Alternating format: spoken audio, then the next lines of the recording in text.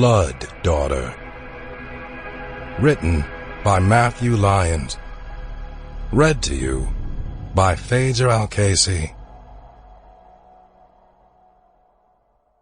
Stan blows up his old life with a few Facebook messages and a few cell phone photos, and after the divorce is over and he's bled dry as corn husks, he packs up his few remaining belongings in his shitty little fifth-hand Kia, the only car on Craigslist he could afford, and moves to North Garth to start rebuilding. He gets an apartment, studio, and a job, washing dishes, a new-ish pair of sneakers, and a rat in a glass case he names Salzer, after the famous German poet. He spends his first few months looking back, crying in the dark, calling his old house from grocery store parking lot payphones, and hoping that Melinda doesn't pick up because they both know she's not going to let him talk to Cassie. Stan misses his daughter more than he misses the rest of his stupid old life, and he tells himself that maybe that's ordinary. Whenever his little girl answers, he never tells her it's him calling, just whispers all his secrets to her in alphabetical order and hopes she understands. When he runs out of those, he starts telling her his memories. When he was 6, his dad shot himself in the garage with the Browning he brought back from Vietnam, and ever since then Stan's had nightmares about red paper fans pressed against cracked window glass. He stomped crayfish to paste by the creekside when he was a teenager. He married too young and tried to fix a broken thing with a baby. He tells her that despite all his sins, she's beautiful and she's perfect, and she's all he ever wanted. And that's when Melinda yanks the phone away from their daughter and screeches, "Pervert!" down the line at him, and then it clicks dead in his ear. The next time he tries to call, a mechanical woman tells him that number's been disconnected. He screams and smashes the receiver against the base until it comes apart in his hand, and the grocery security guards have to come and drag him away off the store property. Back home, broken and battered and hammered out of shape, he drags himself into the bathroom and scoops a handful of scummy hair from the shower drain with bloody fingers, cradles it in his palms, coos nursery rhymes to it. It's a good start, but he'll need more. Eventually, he notices there's a new waitress at the diner. Her name is Alexandra, and she has a green and black tattoo of a snake stretching from her right wrist all the way to the line of her jaw, and she laughs at his lame dad jokes and smokes too many menthol cigarettes and carries around a 5-year AA token like some people carry around crucifixes. She asks him about his bandages, and he makes some stupid quip, hoping she gets the message. They start to have sex a few times a week, always at her place, and only ever when her boyfriend isn't home. She watches him get high sometimes and never asks why he never invites her over to his apartment. Stan starts to plan. Stan invests in a full set of antique dental tools off eBay. Stan takes showers that last for hours, pulling out the thin hairs circling his chest and his belly and his ever-expanding bald spot and letting them collect in the drain until they just about stop up the tub before he pulls them out and adds them. Stan buys weed and sometimes coke from the other dishwasher at the diner. Another down-on-his-luck case who looks like a Chad, but insists everyone call him Pablo. Stan has wet dreams about his ex-wife sometimes, and always calls Alexandra to apologize after. Stan starts to buy anesthetic from one of Pablo's other customers, some asshole veterinarian who can't handle his shit. Stan doesn't go in the kitchen anymore, because that's her room, and she needs her privacy. Salzer's been dead under a pathetic pile of shredded paper bedding for weeks before Stan notices, and when he finally does, he just throws the whole terrarium out into the alley, where it shatters and startles a homeless man so badly he never comes back around. This city is dying anyway. Stan doesn't see the poor bastard beat his retreat down and away, and it's just as well, because Stan wouldn't care if he did. His apartment starts to smell like rot, so he spends his whole paycheck at the Yankee Candle one Friday and congratulates himself for his ingenuity. He walls off the kitchen with broken-down boxes and cheap duct tape that doesn't tear right but gets the job done. He sings while he puts it up. The Itsy Bitsy Spider and London Bridge and Mary Had a Little Lamb and more. He tells himself she likes it, but there'll be no way to tell until he's finished, and that's not going to be for a while, because he has to go slowly and carefully. Otherwise, everything's going to get fucked up and he can't let that happen. This is too important. She's too important.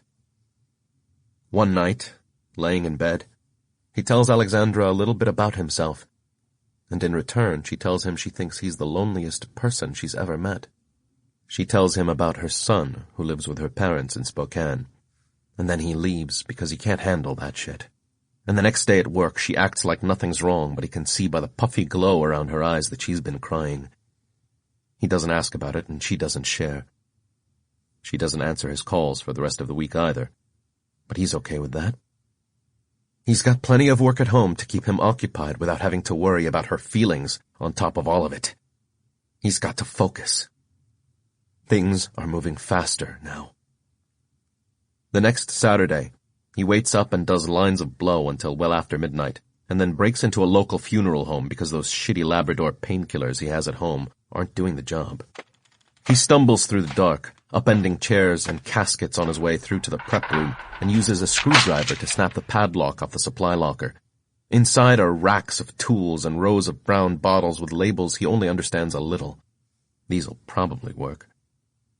With one arm, he sweeps a whole shelf into his duffel bag for later, and when a voice behind him asks, "Who the hell are you? What are you doing in here?" he grabs one of the many angled implements from the cabinet and opens the man's face with it.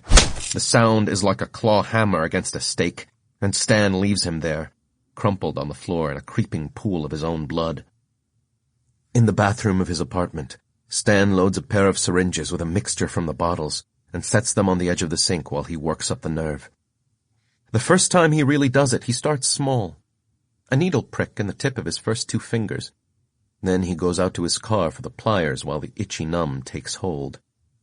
He lays out paper towels all around the sink, gets a good hold, grits his teeth and yanks out one fingernail, then another. They come out with a wet, sucking thwick, and even through the warm, embalming drug haze, the pain is exquisite. A fuzzy, screaming wave that turns his whole hand into a burning, open nerve. There's not as much blood as he expected, though. He runs a cold tap over his bare fingers until it feels okay again. Then he takes his ripped, free nails out to the kitchen to add. Over the course of the next week, he does the other 8, and then all 10 toes, and then uses the antique bag of tools from the internet to start in on his mouth. He brings it all to the kitchen, taking his time to make sure each piece fits just so. It's only when the gaps in his smile grow wide enough to pass the neck of a bottle through that the weird, awful people at the diner start to notice. "Are you okay?" they ask. "Do you need to talk to someone, Stan?" He shrugs them all off. He's doing just fine. Every day he comes to work missing bigger clumps of hair, and one time he lets slip to Pablo that he's been spending a lot of time digging for materials at the city dump.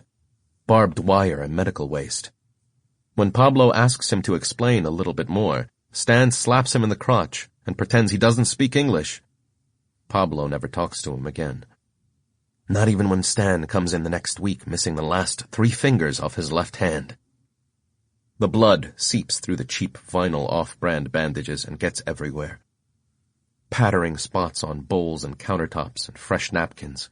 But Stan insists this isn't a problem. It's no problem. He'll clean it all again. He'll scrub twice as hard. The manager sends him home and says not to come back until he's doing better. Stan asks what that means just in time to get the door shut in his face. On the way back through the parking lot, he puts a fist through the driver's side window of the manager's crappy old Buick. He stands there bleeding from both hands for a while before the idea comes to him, and he starts scooping up handfuls of sea green pebbles. She needs eyes to see, after all. And she always liked green.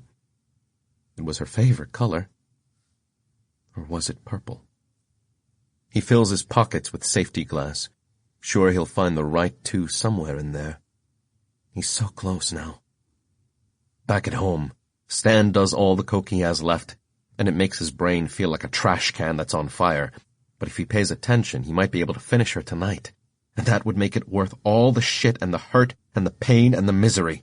So he decides to do that. Okay, let's focus so we can do this. Come on, let's fucking go! He lets himself into the kitchen through the cupboard door and goes to work, spilling his pockets all over the Formica countertop so he can find the right ones. She waits for him at the table, hideous and cruel and nearly perfect, wrought from clumps of mottled, sticky hair and fresh stripes of leg skin and mangled lumps of cartilage and broken bone, lashed together with tape and tight loops of wire and twine, her shape ruined humanoid. The proportions all warped and wrong. She smiles at him with his own torn-out teeth. They sit in her misshapen head, glistening pearl red, arranged in as neat a row as Stan could fix them. She nods at him, and he goes to work sifting through the jagged pile. The edges bite and slice into the pads of his remaining fingers, rendering the shards slick and hard to keep a hold of. But he keeps at it until he finds two that he thinks will work. He leans in and whispers to her, telling her about their angles, and when her smile spreads, he knows he made the right choice. Stan steps in close and uses one butterflied thumb to make two little divots in her head, so he can put the eyes where they need to go. But before he can place them, there's a knock at the front door. "Stanny?" Alexandra calls from the other side. "Stanny, are you in there? I just want to talk, please." She must have followed him home. "Stanny, I'm worried about you." Nosy. She's always been nosy. Ignore her, the creation hisses. Stan hesitates, stuck between the only two people left in his pathetic excuse for a life. "Open the door," Alexandra pleads. "Please, Stan. I just want to help." Give me my fucking eyes, his new child snarls. Tears pour down Stan's face, and he jams the glass into his replacement girl's makeshift skull, and she shivers with pleasure, rising from her seat to meet him where he stands. Outside on the welcome mat, Alexandra's stamping her feet in frustration and calling his name, her voice swollen with sobs, but he can't hear her now. His wretched abomination wraps him in her damp, ghastly embrace, and when she squeezes, it's like being devoured by knives. She shreds him apart and absorbs him, uses his parts to fortify her own, a doll of hair and meat and blood and metal. She blooms and overlaps herself, feels her father pulped inside the limits of her heinous body. She turns and tears down the fake wall, lurching toward the front of her prison, then crashes through the cheap pressboard door and onto the weeping woman she finds there, consuming her whole, the hair and steel coiling and thrashing her to red ribbons. The world beyond smells like fear and hate and blood, and she will devour it all in her brutal, malignant perfection. She opens her stolen mouth and crows to the heavens above, born to unmake the world in her image, and the gods she mocks there watch and weep and turn away to hide in their barrows. Deep inside her, as he's pulled apart and digested to slurry, Stan's last thought is of the family that left him, the world that forsook him, and in the moments before he truly becomes another part of his girl's terrible entirety, he weeps with joy. The end has finally come.